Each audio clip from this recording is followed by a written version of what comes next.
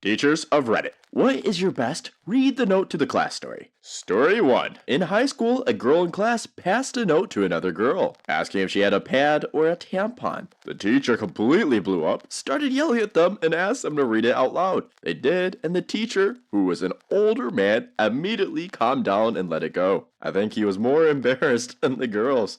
Yeah, it's pretty embarrassing, but guys usually don't do good with that kind of stuff anyways. Like, even if you're in a home setting and you're like, Dad, can you go get me, I need pads, I ran out. They're going to be uncomfortable, most likely. Story 3. Once in middle school Spanish, the girl next to me seemed really out of it and wasn't doing the class read-along thing very well. We had to read vocab off the board to practice pronunciation. We all sucked at it generally, but she wasn't even looking up. And the teacher just went off on her for being disrespectful and inattentive and crap like that. Turns out her grandfather died the night before. She burst into tears on the spot. So yeah, teachers should watch where they drop that hammer. Yeah, that's another annoying thing I've noticed with schools is teachers always just assume you're guilty. If you're not paying attention, it's not like you have a sleeping disorder or anything. You're just lazy and you don't care. If you're missing classes, no, you just don't care. It's not like you're having family issues. Teachers always just assume the worst. Story 4. In 6th grade, my teacher was in his first year, but he had sat for us the prior year, so a lot of us knew him. And he was very cool, but got angry pretty easily at our immaturity. There is one kid who loved to mess with him, but not in a terribly bad way, but a sort of mix between class clown and problem child. He caught the kid passing a note to a girl and read it to himself. We watched as he got red in the face and laughed hysterically. He read the note to the class as the kid pleaded, "Come on, Mr. Hutchins," and was getting red from embarrassment. The note was to his ex saying he wanted her back and that he was sorry he cheated on her and some puppy love kind of things. The whole class was in an uproar of laughter. To add insult to injury, the teacher said he's going to take the note to the office and have them read it over the intercom. But he was just busting his balls and only showed the office workers the note and then threw it away. The kid and the teacher had a good relationship even before the note debacle, and a few kids kept in touch with him. He kept a picture of our class since we were his first, and I always respected the way he never talked down to us. Wait, how do you even cheat? I'm so confused. This is in 6th grade. What is cheating considered to them? Did this kid just hug a girl and he got caught hugging someone and that was cheating? I'm so confused. Story 5. Student, not teacher. Maybe the 4th or 5th grade, a kid is trying to pass me a note and is caught by the teacher. I wasn't paying attention to where it came from. I only noticed when it was about to be handed to me. She makes him read the note in front of the class. He reads the note and it says, "You want to be my boyfriend? I like the way your booty moves when you walk." I overreact and say, "I'm not gay." And the boy says, "I didn't write that. It came from Tasha." Everyone laughs, and she and I are both extremely embarrassed. After class, I go to talk to her at the locker, and she says, "Yeah, I wrote it, but I don't like you like that anymore." Legend has it, I'm still single to this day. Story 6. When I was in high school, we had a kid pass a note to another kid, all subtle like. They both sat behind in the same row. The kid did not even read it. He put it in his pocket, but the teacher did see. She made him stand up and told him to pull out the note. He refused. She told him to pull out the note again, and he refused. She legit reached into his pocket and said something like, "Let's see what you're hiding from the class." She saw the contents and went white. She grabbed both boys and led them to the office immediately. The note, which I later found out, said something along the lines of, "Package left in second trash can of the third empty room," or something like that, with gun. "You won't need it. Don't F this up." The police found a small amount of heroin and a .22 pistol with no ammo in the said trash can underneath some balled up papers. This turned into a mess where the kids both claimed neither one wrote the note and were not the intended recipient. So the school said they would expel everyone from that line of desk, which our parents pretty much stopped. The police tried searching all of our homes, but my parents refused to allow anyone into our home. I was in a band at the time and had to take a drug test every 6 weeks. My parents believed me, so they refused to allow the police to search the home. The event never got punished because they could never prove anything other than the teacher saw 2 kids pass a note. About 4 years after graduation, I saw on MySpace, yep, that long ago, that one of them died to an OD and the other one was arrested for his murder. They never got him for the murder of supplying drugs to a druggie, but did get him on the drug charge. Low key though, the fact they're trying to expel everyone in that line of desks is so stupid. Can you just imagine you're an A+ student and you're in the line of desk and they're like, "Yeah, we're gonna expel you for even breathing the same air at these students." What? I don't know why schools love to do that. They just love to punish other people that didn't even do anything. Oh my god, this one kid who's giving me problems in the classroom is going at it again. You know what? No recess for everyone. That's legitimately happened to me before. And that doesn't solve anything. It just makes everyone hate the teacher more. Story 7. Not a teacher here, but when I was in high school, I started a note from the back row of the class with which was passed and read by nearly everyone in the class. The teacher grabbed it as it went past him, when there was only 3 people left who hasn't read it. I think he was going to read it out to the class, but he looked at it before he read it. All the note said was that the zip on his pants was down. With all respect to him, he calmly zipped up and continued teaching. Story 8. Student, not the teacher. In my college thermodynamics class, the professor said that he didn't care if we got a text message in class. However, he did care if we had our ringers on. So his rule was that if you got a text message and your phone went off loud enough for the whole room to hear it, you had 2 options. You could either read the text out loud to the whole class, or you could bring in donuts for everyone at the next class. There were about 20 of us. Of course, everyone keeps their phones on silent, so it never happens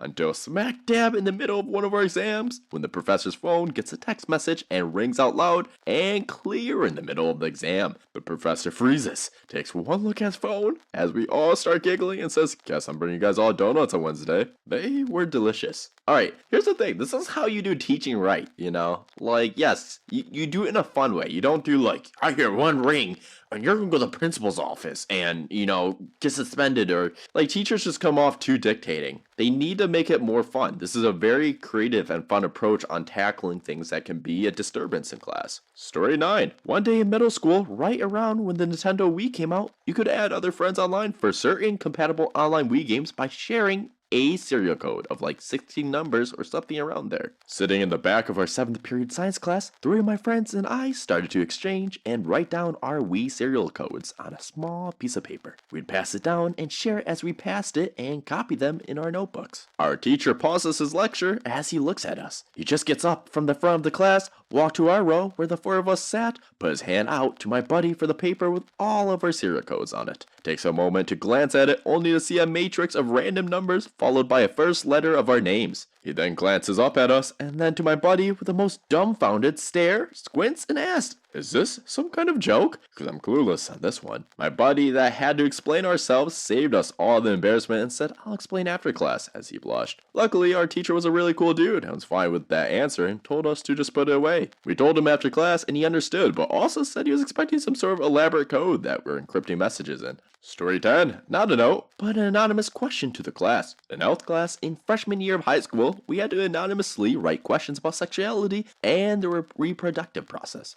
And the teacher would pull out a random card, read the question, and respond with a textbook answer. Said teacher was very religious and very open about her faith in a way that almost seemed patronizing. So I was surprised when she pulled out and read a card that said, "What does the word see mean?" She looked at the card, looked at us all calm, and then proceeded to pull up the Wikipedia and other web media to inform us the origin of the word, its connotation, and how it's used differently around the world. I was kind of shocked that she just wanted us to know what it meant, as if to say, don't look like a dumb F if you want to use the word in a sentence. I have to commend this teacher. This teacher does it the right way. I'm telling you, with these bad words, if you were to respond like, "Oh my god, I can't believe you did this," you give the student that was probably trying to start a ruckus in the class the response they want. By acting neutral, she was able to not give the kid the response they wanted and able to actually educate the students. This was very well done. Story 11. I taught for a decade in a really rough area. I intercepted a lot of notes that was pretty shameless in public humiliation of my kids. I read a lot of bad stuff out loud. However, one really nice moment that stands out was when the super popular bubbly Latina girl sat next to the stereotype depressed weird white theater band girl.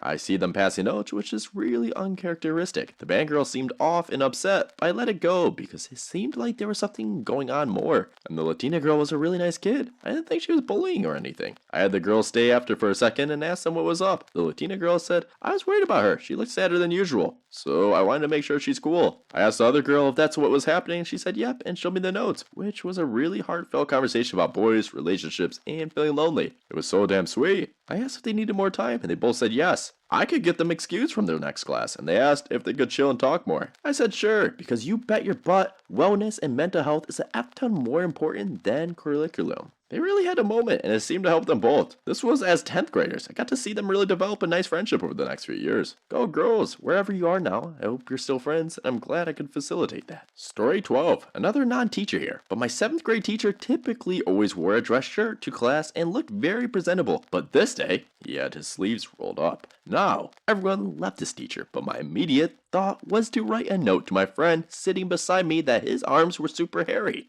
and that note was passed back and forth with us crackling jokes about it. Nothing malicious or overly mean, just that we didn't think he'd have such hairy arms. We eventually got caught. And between classes, he took us aside and warned us to not pass notes. And since this was the first time this happened, he would toss it out without reading it and let us go. Well, a couple months go by and he decides to wear short sleeves again, and his arms were noticeably less hairy. I know 12-year-olds don't have the greatest moral compass, but to this day, I still feel so bad that my dumb butt little note might have made him so self-conscious about something so unimportant. I'm sorry, Mr. Fifield, wherever you are now. Alright, maybe this guy's just a really big intellect, though. Like, let's be honest. If a kid says you're ugly, you're ugly. Kids are one of the most honest people I've learned. You know, they'll say what's on their mind. They'll say the truth, you know? If a kid says you're fat, you know? They have no desire to, like, make you upset or anything. If you're a grown adult and they're coming up to you and they're telling you something, it is factual. It's the God's gospel. Story 13. Not really a note, but when I was teaching college classes, I caught two of the girls whispering. So I told them, if you're going to tell secrets, you need to share them with the rest of the class.